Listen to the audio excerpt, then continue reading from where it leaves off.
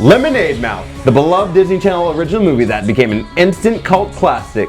Premiering in 2011, this film stars major actors and actresses like Bridget Mendler from Good Luck Charlie, Naomi Scott from the live-action Aladdin movie, Hayley Kiyoko from Stuff,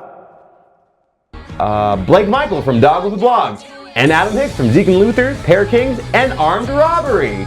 Adam Hicks now facing armed robbery charges. 4 robberies called in over the span of an hour. But the film focuses on a band of misfits forming a bond that lets their voices be heard, inspiring others to do the same. This movie was an acid trip. I don't remember anything from it. I've watched this movie 3 different times now, and I don't remember the characters, the plot, or my name. I really just gotta hydrate myself. Oh! Right, Lemonade Mouth. I've never seen this movie. Why have I never seen these movies? But it's the film's 15th anniversary, so I thought I'd do a little review on it. Yeah? If you're new to the channel, hi, I'm David. Let's get into this. Like every great movie, we're starting at the very end of it. Right here. And like every other movie, we're gonna start 1/5 of the way there. Here we get introduced to our main cast. Stella Blade, Big Win, Mo Bamba, Charlie Doppler, and Olivia. All who inexplicably got detention. Why are they in detention? We gotta go back even further. This freaking morning, we jumped to Stella starting her first day of school. Transferring to a new school a month into the year.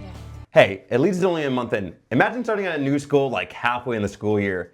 Ain't nobody gonna be your friend then. Check out the new girl. Yo, is he staring at her ass? Castrate him! We then cut to Win and his problems with his dad. A little weird that your girlfriend's still in college. She's 28 when. Huh? Win's dad's dating another woman other than his mom, and he's not taking it well. And I totally understand where he's coming from, mainly because she's 28. She's like 10 to 12 years older than Win. That could be a little uncomfortable. One of my girlfriends, her mom was dating a guy like the same age as me. Super weird. She was like 50 something. It was really weird. Love is stupid. Sorry. We then go to Charlie's family problems of his parents wanting him to follow in his brother's footsteps by becoming a soccer player. Oh my god, did Tommy die? What is that reaction? But it's painfully obvious that Charlie wants to be a drummer. He's bringing drumsticks to school for crying out loud. Who does that? Next we have Mo and her father pressuring her to become an overachiever. Oy vey. And finally we have Olivia with her family problems. She doesn't have one. Was that in bad taste? Now, let's talk about how all these characters got detention. Mo gets busted sneaking off of school with her boyfriend Scott, whom didn't get detention because he's on the soccer team. Favoritism. Win gets detention for bringing naughty pictures of his stepmom to school. Olivia gets detention for skipping class and reading in the janitor's closet. Charlie gets detention for throwing balls at the coach. And Stella gets detention for speaking her mind at an assembly and showing off her shirt that the principal didn't approve of. My shirt, my decision. Whoa! No wonder he said she couldn't wear it. I don't even think I can show this on YouTube. Jeez! We then get introduced to the underground. Basically, it's where all the other school clubs that aren't sport related go to. Homeboy lists off like 8 different clubs that are just shoved in this hellhole. How big is this school, dude? Jeez! We've gone down like 11 flights of stairs at this point. But in this labyrinth of the school, we get a hidden treasure. But not just any treasure, a lemonade machine. The cans look super cool, not gonna lie, but the actual machine looks super old and shady. Our cast all buy a can, and just looking at their expressions, that stuff is hella sour. I don't know anything about that. But our ragtag team of misfits gotta clean the storage room, and the most cliche thing starts to happen.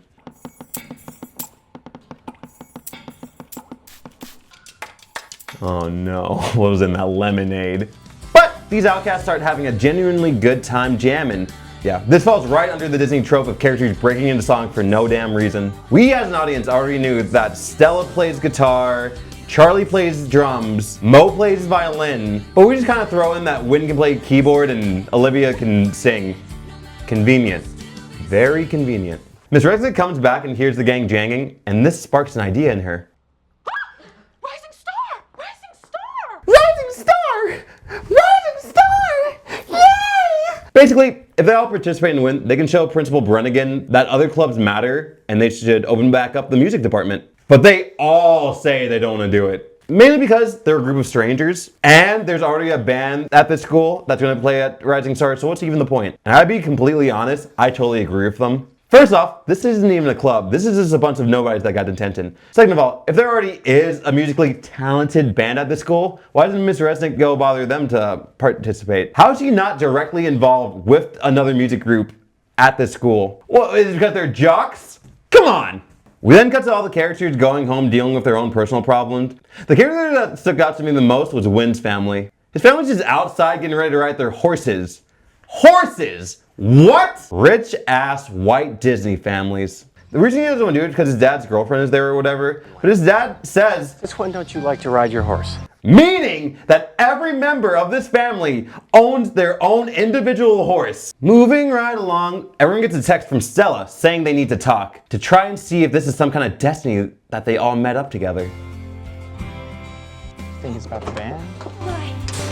I just need to know, when and how did Stella get everyone's number? Was it during the singing montage, or did she just sneak into Renegade's office to get them? This movie, it insists upon itself. The band all meets up at a local pizza joint. This is where Stella tells them that she signed them up for Rising Star and the Halloween Bash. They all have this pep talk wanting to be remembered after high school, and eventually they all agree except Charlie, who wants to be Two-Face for some reason and decides to flip a coin to decide. Do you think Charlie still would have done it if like it landed on like tails? I don't think the coin flip really mattered. It was just to be dramatic. So he was always gonna do it. Because you know he was simping over Mo. He was all about that. All about that Mo. I feel like if it landed on tails, you're like, ah man, Now I have to give her tail. He's giving. They all have a bit of a hiccup at their first practice, but eventually they get there and make another banger for the ages.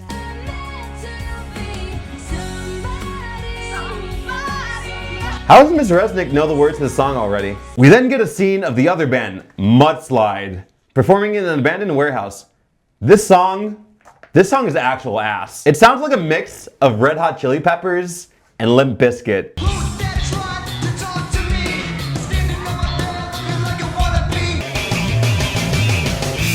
It's all about the he said, she said bullshit. I think you better quit letting shit slip, or you'll be leaving with a fat lip. Word gets out that this band with no name is cutting Mudslide's performance short, so the whole school starts to turn on our team of misfits. A bunch of cheerleaders and this ass jockey from Mudslide starts hassling Olivia, so the rest of the squad gotta back her up. Yeah, okay. Can't we talk this through? No, we can't talk it through, no. When? When? Yeah. A little help here, please. No, I'm a lover, not a fighter. Pussy! It's literally only him. Both of them could have taken him on. Would you back me up in a fight? You already know the answer to this. Hell yeah, I'm right there with you. I went out drinking with Nova and like a couple of her coworkers. Holy fuck, dude. Like, they were like hassling some college kids. It was scary, dude. Like, I was trying to get them away, but like, they just kept like heckling them. And like one of her coworkers called like one of the guys short, and like one of the guys like walked over the railing and was like, "Which one of you called him short? Which one of you called him short?" And I'm like, no one called him short, man. He said short-tempered. And like he took off his jacket, and I'm like, okay, it's time to go. It's like, no, we're having a nice conversation. I'm like, all right, I'm gonna back out of here. I don't want to be a part of this. Cause like they outnumbered us. There was like I think 7-3. So like. And if I'd been there, it'd have been 4, and it wouldn't have gotten that. Even if they wouldn't have wanted to square up, all I'd have to do is flex, and they go, oh shit, he's ready to go. Yeah, we're like grown men. We could take on a bunch of college guys. Obviously, right? me and you could whoop anybody's ass probably. You think we could take on, let's say, an entire class of 3rd graders? Oh hell yeah, no problem. What's the grade level where we couldn't take on a bunch of schools? I think 9th grade. 9th? Because they're gonna have a lot more aggression than we do, because they're gonna be pissed off that they're still in school. I was thinking of Step Brothers when I asked you how many we could take out. Yeah, that's about right. But our badass Stella comes in and saves the day by spitting a mouthful of lemonade in McDouchebag's face. After that debacle, we cut to a clip of Wynn and Olivia working on songs. We learn that Olivia's old ass cat is her dead ass mom's cat. I can relate with Olivia a little bit more now. And then we get a scene of the gang going down to the basement and see that the lemonade machine is scheduled for removal. The school's receptionist didn't know that there was a lemonade machine in the basement, and this just raises even more questions now. 1, how did no one know there was a lemonade machine downstairs? 2, how long has that lemonade machine been down there? 3, who keeps refilling the lemonade machine downstairs without any of the other staff knowing? 3, why aren't you hitting that like and subscribe button? But I digress. The asswad from Mudslides tells Mo to come check out the new weight room, only to reveal that her boy toy Scott is getting cheerleaders to fill up on his muscles. No! What an actual asshole, man. On both sides of the team. I know he clearly did it to like get in Mo's head to like, you know, fuck over during like the competition. He actually screwed over his homeboy, and that kind of sucks. This guy's a true villain of this Disney movie. He's worse than Brennigan. I want him right in between the Disney villain lineup. Right behind Yzma from Emperor's New Groove, staring directly at her ass. Finally, it's time for the Halloween Bash Show. I like that Principal Brennigan is wearing a Napoleon costume. Shows that he has a power struggle. Short man syndrome. Short man syndrome. Olivia's having last minute jitters, so the gang has to go into the girls' bathroom and fish her out. Stella's got like this belt wrapped around her with Mel's lemonade, and they give it to Olivia, and she instantly cures for her stage fright. There's a lot I want to dissect about this. How much lemonade did Stella buy out of that vending machine? I cannot imagine that machine is still being refilled after being marked for removal. Second, why does Olivia drinking the lemonade make her stage fright disappear just all of a sudden? At this point, it feels like this lemonade's a chemical dependency for those people. They have to drink it to perform well. Hell, I think they need to drink it to like each other. They're saying if you drink this, you're gonna feel a lot better. That's called substance abuse. That's called alcoholism. Third and final thing, why is Olivia drinking room temperature liquid in a public bathroom? How do you know it's room temperature? I mean, it's not cold if it's in Stella's belt. Disgusting. The band finally gets on stage and performs what I would say their most iconic song, Determinate. It starts off really slow at first, but then it really starts to pick up and the crowd absolutely loves it. You see like high school girls freaking out, like fangirling, like, yeah, yeah, and just like totally gushing over them. I wish my high school dancers were like that. I'd be throwing hell ass. They're about to perform another song, but right before it, they bring out like 2 tubs of Mel's lemonade and starts just passing it out to the crowd. Many questions. How many doubloons do they put in that lemonade machine to put out 2 tubs of lemonade? How is it not empty? How is it not empty now? That bitch gotta be empty. Also, why the fuck should anyone care about this lemonade machine? Just because you sang one good song, everyone should believe in the cause. Believe in. Just imagine this. They like sang their song and it was like poo poo doo doo feces and like it was actual ass. Do you think anyone would care about their lemonade machine then? No. I don't think so either. Anyway, the next song they perform is about standing up against authority to make their voices heard. You know, for the other clubs and outcasts at the school. Another banger, not gonna lie. Brennigan hates this song and immediately shuts it down. Then the next school day, which is weird because I'm pretty sure this dance was on a Friday, so he had to wait the whole weekend to talk about this. He talks about the performance and how that should not be allowed at a school dance, and says Lemonade Mouth is banned from playing at school ever again. This seems a little extreme. You're the cockhead that Mudslides performs of them being an actual douchebag and you don't punish them for their songs? It's cause Mudslides is bringing in the big bucks for the school. But this shutdown from Brennigan doesn't stop what other people think. The AV Club made a CD of Lemonade Mouth's performance. The newspaper club did an article on them, and the entire school fell in love with the band. So it's at this point the band realizes that they're too talented to only play at school, so they make a goal to play at their local pizzeria so all can hear them perform. Alright. Yeah, alright. Also, Mo has this little song of how she's not the same little girl that does whatever a man wants her to do. And I just gotta say, holy crap. The choreography for this is a little much for a Disney Channel original movie. She's just out here laying on tables provocatively singing about how she's not the same little girl she used to be. Put a lid on it, Disney. I'm trying to watch this with my family. God! Things are going great for the band until Olivia's cat dies. They all come over to comfort her, and they all sit down and have a tender moment watching clouds. Then they start trauma dumping on each other until Olivia says, My dad's in prison. whoa! That took a major turn in this movie. How did he get locked up? We don't know. Did he kill Olivia's mother? We don't know. All we know is that he's made some bad decisions in life. He's probably selling hooch to some kids.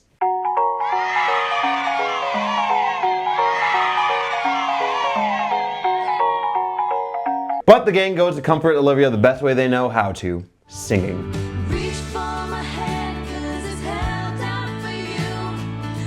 They had to have planned this shit out before they came to her house. All in all, the song was very heartwarming. I'd listen to it if I needed my friends to come over and comfort me. Might even shed a tear a little bit. Things are looking good for Lemonade Mouth. Friendships are high, their song is being played on the radio, which is huge for any musician. But things start to take a turn for the worse. Andy Dickhead totally comes and heckles the band during one of their performances like a drunk uncle and causes a huge scene that wrecks the restaurant, banning Lemonade Mouth from performing there ever again. It wasn't their fault, man. Some drunk guy came in and started pissing on everyone. But it's at this point in the movie where the band starts to self-destruct, so to say. Charlie tells Mo that he has feelings for her and he gets rejected and instantly crashes out on her. Be heard. It's a stupid song. I'm never singing it again. Chat, was that about a crash out or what? But Mo has a fever, Charlie crushes his fingers, Win gets a black eye, and Olivia's getting a cold. All this happening back to back is insane. God does not want them to win. Stella's the only one that's not mutilated, but some bad mojo's about to go down. They're finally taking away the lemonade machine from the basement. And let's just say, Stella did not handle it well.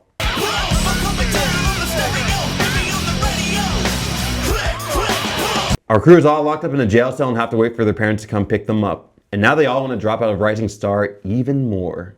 It's over. Lose. Fuck! I lose! But they start doing that cliche tap into actual music thing they were doing at the beginning, and they all instantly forgive each other. You think me and you could do that? Let's say I like ran over your foot with a skid. Would you forgive me? Yeah, but we'd start talking about Marvel or Star Wars first. No, I know what to get you. I know what to say to get you to feel better. Unlimited.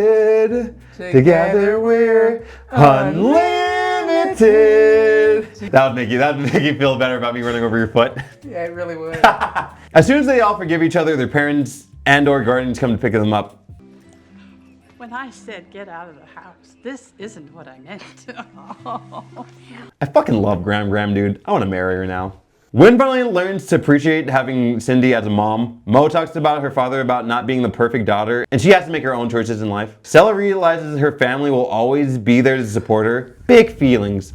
Big feelings. Craziest thing though, Charlie's brother Tommy is alive! And he picks him up from jail. They both have this little moment of saying they don't need to face their problems with their parents alone. Doesn't he like acknowledge that he doesn't like college or being on Yeah. the soccer team at college or some shit? No, he says he was failing in college. Oh, okay. Yeah, so he figured, hey, let's go talk to mom and dad together. Yeah, they're about this. Yeah. And they can't be that mad.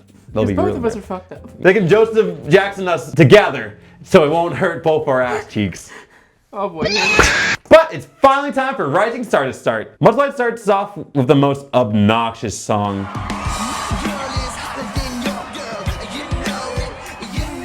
So fucking stupid. Especially thinking of Mudslide as the antagonist of this movie. Just big time jerk aura. Now it's time for our heroes to play their asses off in this spectacular performance.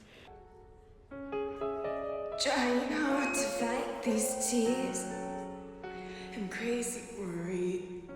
Oh, never mind. This is actual AIDS. Sad to say, but the band's too beat up to perform. So they start to walk off stage. But like any Taylor Swift fan, the audience starts chanting the song to boost the band's morale. And, surprising enough, Scott from Mudslide decides to defect over to Lemonade Mouth's aid and plays a tasty riff. This is going to show, you don't need to be consistently talented to be a good musician. You just gotta show up and people love you. Say we went to like a Styx concert and they're about to do Come Sail Away, but the singer's like, and then they start walking off stage. What would you do? I expect to hear this damn song, so if they can't do it, the audience will sing it for them. I thought you'd say, me and you, we're gonna get up stage and be like, Domo arigato. Oh wait, no, wrong song. We become the new Styx. Well, see, I was thinking more like a wrestling event where, like, I've seen some very bad matches. A fan jumped in the ring and actually improved the match. We do that. When the guy breaks his leg, we go in there, we fix the leg and make him go back in there. No, we just take his place in the match and start beating up the other guy. You can take his place. I'll be the ref. Be like, hey, foul! In wrestling, yeah. Yeah, you don't have a whistle. I'm saying in the ring, they don't have a whistle. I'm sorry, is this not two-hand touch wrestling? What are we doing then? I think the best part about this movie is they didn't win. I would have been hella pissed if they won not even singing the damn song, all right? Having the audience do the singing for you when you win, horrible lesson to teach the kids. Horrible. But the movie starts wrapping up here. Mo forgives Scott for helping them out and gives him a little smooch on the cheek, and they get back together. Win gives Olivia a new cat to kill. Win's dad gets married to Sydney, and at the wedding, Stella bumps into Mel, the creator of Mel's Lemonade. Mel? Small ass world we live in. Stella then comes up with this amazing idea to get Mel to sponsor a whole new music hall for the school. How much money does Mel have to drop this kind of change? I looked it up. It cost like $1.5 million to build a music hall. Has Lemonade Mouth really exploded Mel's business that much for him to drop $1 million on them? Cap. Well, they were on the radio. They were on the radio. Do you think they got any royalties for that? They probably didn't get royalties, but he got a boost in lemonade sales. Yeah, you know, I love their song. I love Mel's Lemonade. Oh yeah. I think it's very great.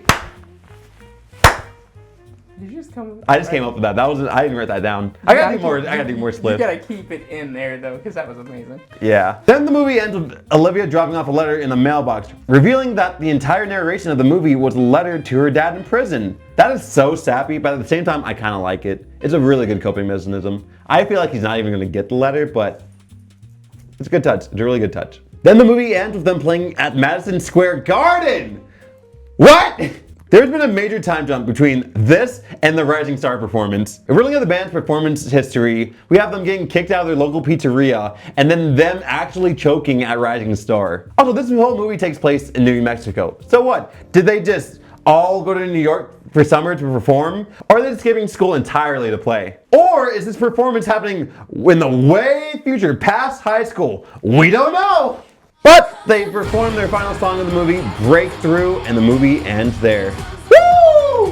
Another Disney banger. It's one of those coming of age stories where a group of random people come together and become true friends. Real Breakfast Club energy. Love that. The music is really good too. I hear some of these songs on TikTok sometimes. And I wouldn't say the music from this film is better than anything from Camp Rock or High School Musical. Breaking Free and This Is Me, too iconic for anything from Lemonade Mouth. Fact time! Lemonade Mouth ranked a high 5.7 million viewers on its premiere night, which isn't bad for a Disney Channel original movie. Not bad at all.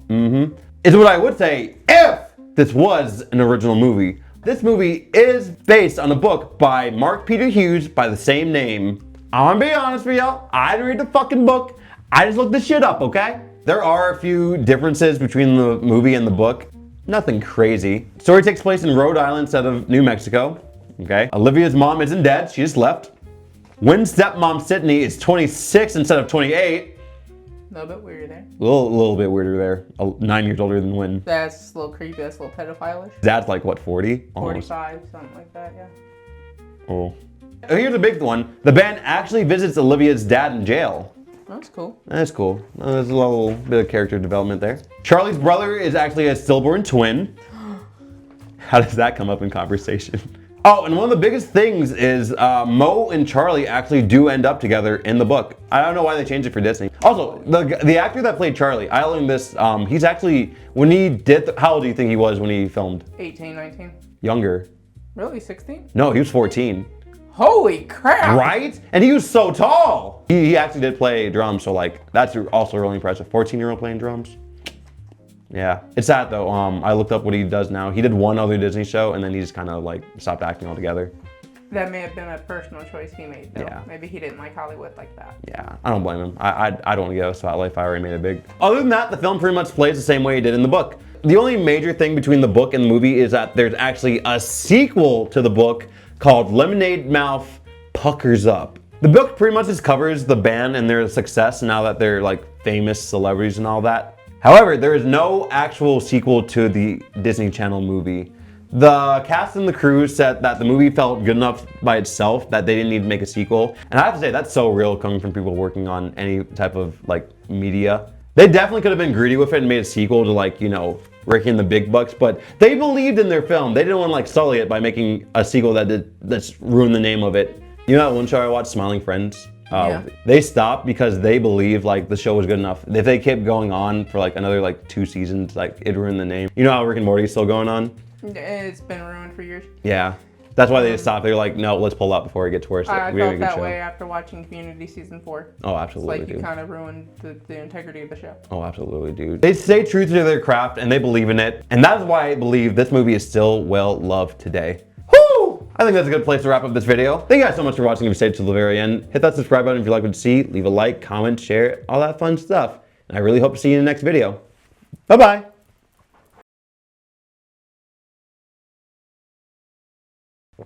I can't believe you got me Melt Lemonade for this video, man. Where'd you get it? Me? I didn't get you that. What are you talking about? You got this for me right before we started recording.